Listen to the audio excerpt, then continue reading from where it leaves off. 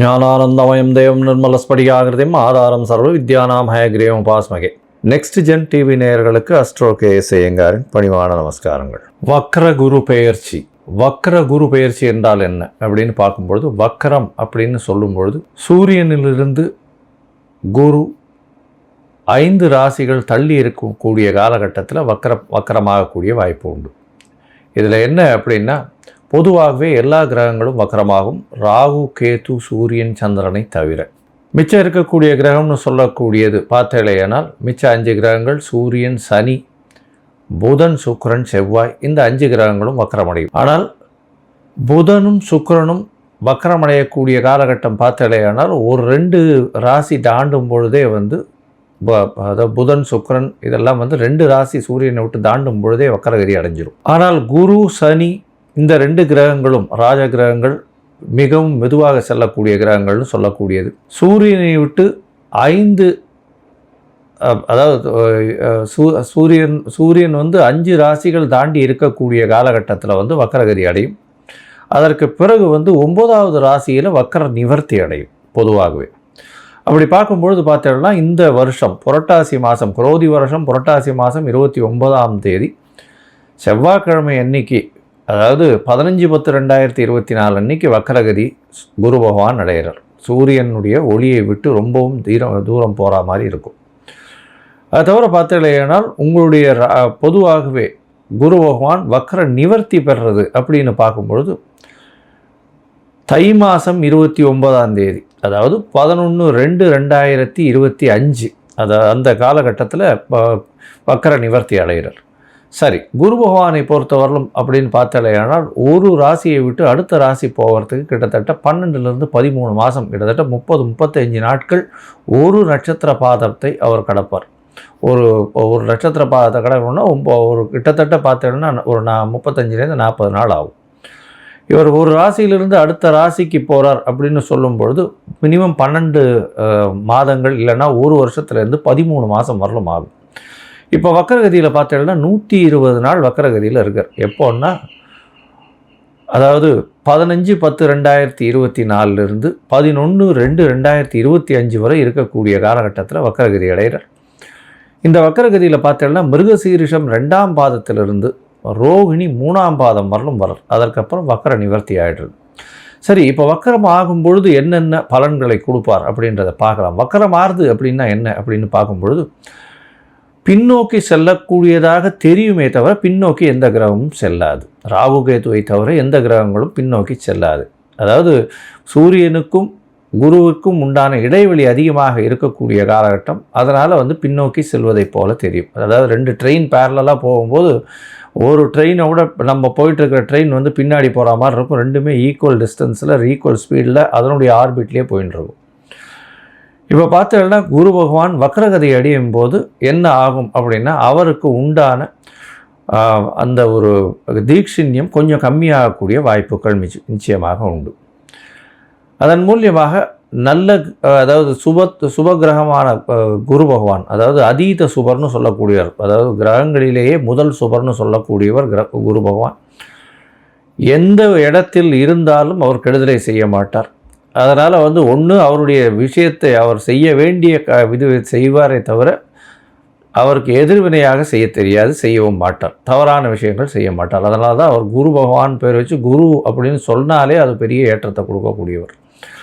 சரி, இந்த குரு பகவான் இருக்கக்கூடிய இடம் இருக்கக்கூடிய இடத்தை விட பார்க்கக்கூடிய இடம் அதிகமாக வலுப்பெறும். தனித்த குரு, தனித்த அந்தணன் பாழ்னு சொல்லுவாங்க. தனித்த குரு இருந்ததுன்னா ரொம்ப அனலைஸ் பண்ணி அந்த இடத்துக்கு எடுத்துரும். அதனால் தனித்த குருவாக இருக்கிறதை விட அது பார்க்கக்கூடிய இடம், அதை தவிர அத்தோடு சேர்ந்த கிரகங்கள், அதை பார்க்கக்கூடிய கிரகங்கள் நல்லபடியாக இருந்ததுன்னா பெரிய ஏற்றம் கிடைக்கக்கூடிய காலகட்டம்.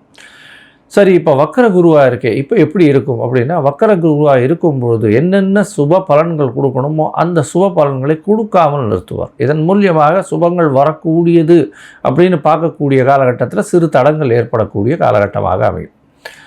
இப்போ ஏற்கனவே சிறு தடங்களில் இருக்கிறவர்களுக்கெல்லாம் ஒரு நல்ல நேரமாக மாற்றமாக அமையும். அதாவது அப்படியே மாற்றி செய்யும். அதுதான் வக்கரகதியினுடைய ஒரு பெரிய நிமித்தமே.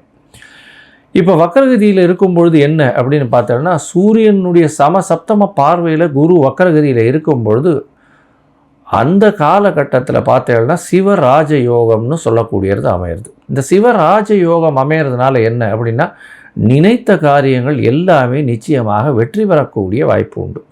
இது எப்போ அமையும் அப்படின்னா, சூரியன் விருச்சிகத்தில் வரும்போது இந்த வருஷம் குருவும் ரிஷபத்தில் இருக்கார். விருச்சிகம்னா கார்த்திகை மாதம். கார்த்திகை மாதத்தில் சூரியன் வரும்போது சிவராஜ யோகம் அமையிறது. இதன் மூலியமாக பார்த்தோம்னா நல்ல ஒரு ஏற்றம் கிடைக்கக்கூடிய காலகட்டமாக அமையும். அது எந்தெந்த ராசிக்கு அப்படின்றத ஒன்றொன்னா பார்க்கலாம். இப்போ பொதுவாகவே இந்த மிருகசீரிஷம் 2ஆம் பாதத்திலிருந்து ரோகிணி 3ஆம் பாதம் இது எல்லாமே ஒரே ராசியிலே இருக்குது. சரி, ஒரே ராசியிலே இருக்கிறதுனால இது ஒரு பெரிய மாற்றத்தை எப்படி கொடுக்கும் அப்படின்னா, வக்கரகிரியில் இருக்கும்பொழுது அதனுடைய பாதங்கள் மாறுறதுனால ஒரு மாதத்துக்கு ஒரு தரம் நவாம்சத்தில் அது பாதங்கள் மாறும். மிருகசீரிஷம் 2ஆம் பாதம்னா கன்னியில் வரும். அதற்கு பிறகு 1ஆம் பாதம்னு சொல்லும்போது சிம்மத்தில் வரும். அதற்கு பிறகு ரோகிணி 4ஆம் பாதம் அப்படின்னு சொல்லக்கூடியது கடகத்திலையும், 3ஆம் பாதம்னு சொல்லக்கூடியது மிதுனத்திலையும் வரும். ஸோ இதனால் என்ன ஆகும் அப்படின்னா, அந்த நவாம்சத்தில் இருக்கக்கூடிய இடத்த வச்சு அதனுடைய பலன்களும் மாறும், பார்வைகளும் மாறும். இதனால் என்ன ஆகும் அப்படின்னா, உங்களுக்கு வரக்கூடிய பிரச்சனைகள் ஒரு மாதமோ 1.5 மாதமோ தான் இருக்கக்கூடிய வாய்ப்பு இருக்கும். ஏன்னா கன்னியிலிருந்து சூரிய பகவான் புரட்டாசி 29ஆம் தேதினா 30ஆம் தேதிக்கு மேலே அவர் துலாத்துக்கு போடுவார். துலாம், விருச்சிகம், தனுசு இதுக்கு போகிறாருன்னு வச்சுக்கோங்க. மார்கழி முடிஞ்சு அதுக்கப்புறம் தை மாதம் 29 தேதி அப்படின்னும் போது மகர ராசிக்கு போய் 29 தேதிக்கு போகிறார். இந்த 4 மாதம்னு சொல்லக்கூடியது 120 நாளை தான் பொதுவாகவே இந்த வக்கரகதி அடையிறது. சரி, குரு அப்படின்னு சொல்லும்போது அவர் காரகத்துவம் அப்படின்னு சொல்லுவேயானால், குரு பகவானுக்கு உண்டான காரகத்துவம் புத்திர காரகன். அவர் தன காரகன். அதை தவிர தொழிலுக்கு முக்கியமானவர். லாபத்தை ஈட்டி கொடுக்கணும் அப்படின்னா குரு தான் மிகவும் முக்கியமானவர். தொழிலில் மாற்றங்கள் வரணும் அப்படின்னா குரு மிகவும் முக்கியமானவர். அதனால் குரு வக்கரகதி அடையும் போது இந்த 4 ஏரியாவும் பாதிக்கப்படும். அதாவது புத்திர காரகத்துவமும், திருமணத்திற்கு பாக்கியத்தையும், அதை தவிர தன காரகத்துவமும், அதை தவிர பார்த்தீங்களேனால் அவருடைய தொழில் ஸ்தானத்தையும், அதை தவிர காரகம்னு சொல்லக்கூடியது லாபஸ்தானத்தையும் காரகத்தையும் சொல்கிறது. இந்த 4 விஷயங்களும் பிரச்சனைகளுக்கு உண்டாகும். சரி, இப்படி பிரச்சனை வரும்போது என்ன பண்ணலாம்? எளிய பரிகாரம் என்ன பண்ணலாம் அப்படின்னா, குரு பகவானுக்கு உண்டான தட்சிணாமூர்த்தியை போய் சேவிச்சுட்டு வர்றது. சரி, அதற்கப்புறம் அவருக்கு ஒரு மஞ்சள் கலர் வஸ்திரம் அங்கே போய் கொடுத்துட்டு வர்றது. அதை தவிர படிக்கக்கூடிய சிறார்கள், சின்ன குழந்தைங்க, படிக்கக்கூடிய மாணவர்கள் அவர்களுக்கு எழுது பொருட்கள் இல்லைன்னா அவர்களுக்கு உண்டான படிப்பு பொருட்கள் பொருட்களாக வாங்கி கொடுக்கறது, பைசாவாக கொடுக்காம. அதை தவிர பார்த்தீங்கன்னா மஞ்சள் வஸ்திரம் தானம் கொடுக்கறது. குருவுக்கு உண்டானது இந்த அரச மரம்னு சொல்லுவோம். இந்த அரச மரம் அப்படின்னு சொல்லக்கூடியதும் முல்லை செடி இல்லை கொடி அது சொல்கிறோம் இல்லையா, அது அருகில் இருக்கக்கூடிய கோவில்லையோ இல்லை முல்லை செடி கொடியெல்லாம் ஆற்றுலையே வைக்கக்கூடியதாக இருக்கலாம். இதெல்லாம் நல்ல ஏற்றத்தை கொடுக்கும். குரு பகவானுக்கு உண்டானது மூக்குக்கடலை தானமாக கொடுக்கறது. இல்லை சுண்டல் பண்ணிவிட்டு அது கோவிலில் கொடுத்து அதன் மூலியமாக அந்த பிரச்சனைகள் எதுவாக இருந்தாலும் எளிய பரிகாரத்தின் மூலியமாக, அதாவது சுண்டல் பண்ணி தட்சிணாமூர்த்திக்கு வியாழக்கிழமை பண்ணி கொடுக்கறதுனால நல்லது. இல்லையா, வியாழக்கிழமை அன்னைக்கு அதிகாலை எழுந்து, அதாவது 6லிருந்து 7, அதாவது 6 மணிக்கு சூரியனுடைய உதயம்னு சொன்னோமையானால் வியாழக்கிழமை அன்னைக்கு குரு ஹோரையாக இருக்கும். முதல் 1 மணி நேரம் அந்த ஹோரையில் நெய்யில் விளக்கு குரு பகவானுக்கு போடுறதன் மூலியமாக, தட்சிணாமூர்த்திக்கு போடுறதன் மூலியமாக உங்களுக்கு எந்த பிரச்சனைகளும் இல்லாமல் இருக்கும். இல்லைன்னா நீங்கள் படித்த ஆசிரியரை போய் வணங்கிட்டு வர்றது, அருகில் இருக்கக்கூடிய மடாதிபதிகள் இவர்களை போய் வணங்கிட்டு வர்றது, இதன் மூலியமாக உங்களுக்கு எந்த ஒரு பிரச்சனை வந்தாலும், அதாவது குரு வக்கரத்தின் மூலியமாக அது வக்கரம் பிரச்சனைகள் இல்லாமல் செல்லக்கூடும். அதுவும் பண்ண முடியல அப்படின்னா மிகவும் எளிய பரிகாரம் அப்படின்னு சொல்லக்கூடியது பார்த்தீங்களேயானால் காயத்ரி மந்திரம். இந்த காயத்ரி மந்திரம் அப்படின்னு சொல்லும் பொழுது குரு பகவானுக்கு உண்டான காயத்ரி மந்திரத்தை ஒரு நாளைக்கு 3 தடவையாவது ஜபிக்கிறதன் மூலியமாக இந்த காயத்ரி மந்திரம் ஒரு நல்ல ஏற்றத்தை கொடுத்து உங்களுக்கு மாற்றத்தை நிச்சயமாக கொடுக்கும். சரி, இப்போது ஒரு ராசியாக மேஷம் முதல் மீனம் வரை இந்த குரு வக்கர பெயர்ச்சி என்ன செய்யும் அப்படின்றத பார்க்கலாம். அதற்கு முன்னாடி என்னுடைய மொபைல் நம்பர் கீழே ஸ்க்ராலிங்கில் போயின்னு இருக்கும். உங்களுக்கு அஸ்ட்ராலாஜிக்கல் கன்சல்ட் தேவைப்பட்டதுன்னா எனக்கு ஃபோன் பண்ணுங்க. உங்களுடைய date, time, place of birth, உங்களுடைய பெயர், தாய் தகப்பனார் பெயர் கொடுத்து இல்லையானால் ஜாதகத்தை போட்டு சந்தி இருக்கான்னு முதல்ல பார்த்துட்டு, அதாவது நட்சத்திர சந்தி, பாத சந்தி, அதை தவிர லக்ன சந்தி ஏதாவது இருந்ததே ஆனால் அதற்கு பிறகு அதை கரெக்ஷன் பண்ணிவிட்டு அதற்கு அப்புறம் உங்களுடைய தசாபுக்தி அந்தரம் சூக்ஷ்மம் இன்றைய காலகட்டத்தில் இருக்கக்கூடிய கோச்சாரத்தின் வழியாக உங்களுக்கு என்ன பலன், எளிய பரிகாரம் என்ன அப்படின்றத சொல்கிறேன். இப்போது மேஷம் முதல் மீனம் வரை வக்கர குரு 2024 எப்படி இருக்குன்றதை பார்க்கலாம். கடகம், புனர்பூசம், பூசம், ஆயில்யம் இந்த 3 நட்சத்திரம் 9 பாதங்களை கொண்ட ராசி. ராசியின் அதிபதி அப்படின்னு சொல்லக்கூடியவர் சந்திர பகவான். இந்த வக்கர குரு பெயர்ச்சியின் பொழுது பார்த்தேனால் உங்களுடைய ராசிக்கு 11ஆம் இடத்துல குரு பகவான் இவ்வளவு நாள் நல்ல ஒரு ஏற்றத்தை கொடுத்துட்டு இருந்தார். எந்த ஒரு பிரச்சனை இருந்தாலும் தடங்கள் இல்லாமல் உங்களுடைய பண வருமானத்திற்கு பிரச்சனைகள் இல்லாமல் இருந்தது. அதை தவிர பார்த்தேனால் உங்களுக்கு அஷ்டமத்தில் சனி வக்கரகதியிலையும் இருக்குது. அதை தவிர குரு இப்போ வக்கரகதி ஆக போகிறார். குரு வக்கரகதி ஆகி ஒரு மாதத்துக்குள்ளே ஒரு 15-20 நாள்லேயே சனி வக்கரம் முடிஞ்சு போகிறது. அதனால் கொஞ்சம் ஜாகிரதை, உடல் நலத்தில் ஜாகிரதையாக இருக்கிறது இந்த கடகராசிக்காரர்களுக்கு நல்லது. இதை தவிர பார்த்தேனால் உங்களுடைய வேலையில் மாற்றங்கள் வரும். வேலையில் தேவையற்ற பிரச்சனைகள் வரக்கூடிய வாய்ப்புகள் நிச்சயமாக உண்டு. இந்த கடகராசிக்காரர்கள் பொறுமையாக இருக்கிறது நல்லது. பண வருமானம் சற்று பாதிக்கக்கூடிய காலகட்டமாக அமையும். அதுவும் பார்த்தேன்னா இந்த November 4th 5th November 20th வரலும் பார்த்தேனால் கொஞ்சம் பண வரவுக்கு தட்டுப்பாடு அதிகமாக இருக்கக்கூடிய காலகட்டமாக இருக்கும். மூத்த சகோதரர்களோட சிறு சிறு பிணக்குகள் ஏற்படக்கூடிய வாய்ப்புகள் உண்டு. புதிய முயற்சிகளில் செட்பேக் வரக்கூடிய, அதாவது பின்னடைவு ஏற்படக்கூடிய வாய்ப்புகள் நிச்சயமாக இருக்கும்.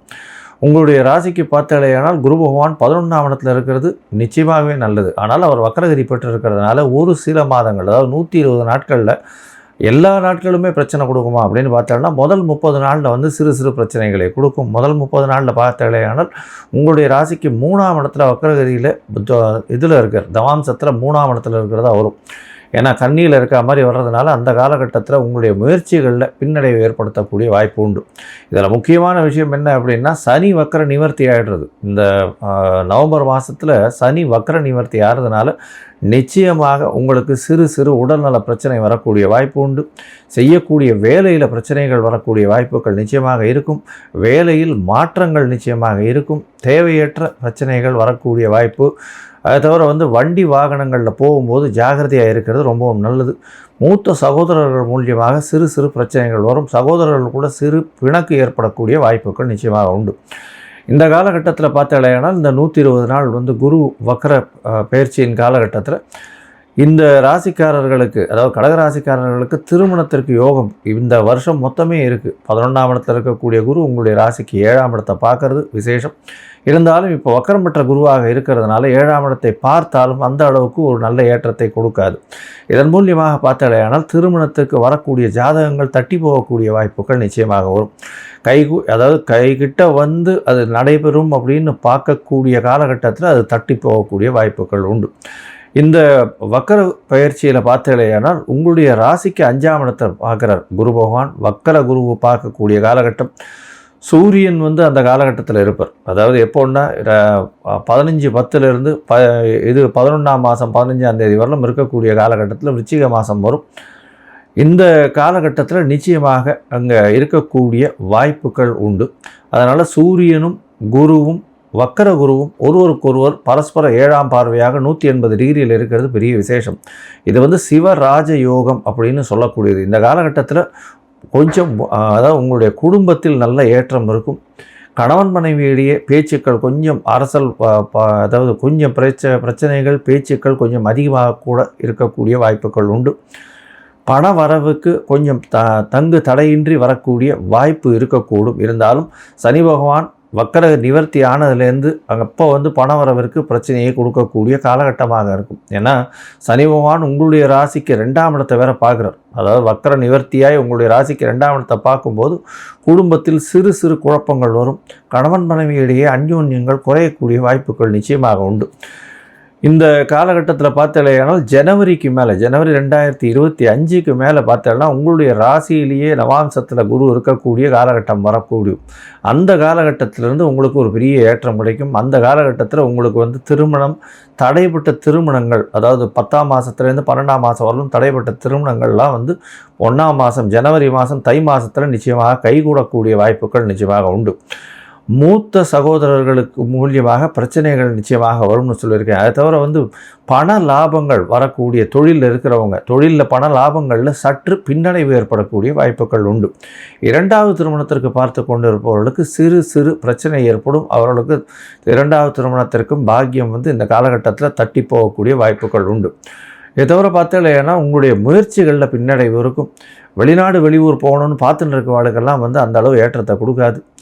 மொத்தத்தில் பார்த்தாலேயானால் இந்த கடகராசிக்காரர்களுக்கு முதல் 2 மாதம், அதாவது அக்டோபர் நவம்பர் 2 மாதமும் பார்த்தாலேயானால் நவம்பர் 20 தேதி வரலும் பார்த்தாலேயானால் ஒரு பின்னடைவு ஏற்படக்கூடிய வாய்ப்புகள் நிச்சயமாக இருக்கும். அதாவது நவம்பர் 4ஆம் தேதிக்கு உங்களுக்கு சனி பகவான் வக்கர பெயர்ச்சி ஆனதுக்கு அப்புறத்துலேருந்து சிறு சிறு பிரச்சனைகள் கொஞ்சம் கொஞ்சமாக வரும்.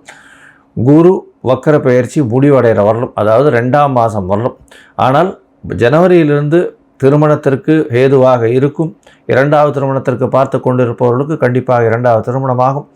மேல் படிப்பு படிப்பதற்கு பார்த்து கொண்டிருப்பவர்களுக்கு மேல் படிப்பு ஜனவரி மாதத்திற்கு மேலே கைகூடும். அதை தவிர பார்த்தாலேயானால் பண வரவிற்கு சற்று பஞ்சமாக இருக்கும். ஜனவரி மாதம் வரலும், அதற்கு பிறகு நல்ல ஏற்றம் இருக்கும். மொத்தத்தில் இது ஒரு மீடியமான குரு வக்கர பயிற்சியாக இந்த கடகராசிக்காரர்களுக்கு இருக்கும்.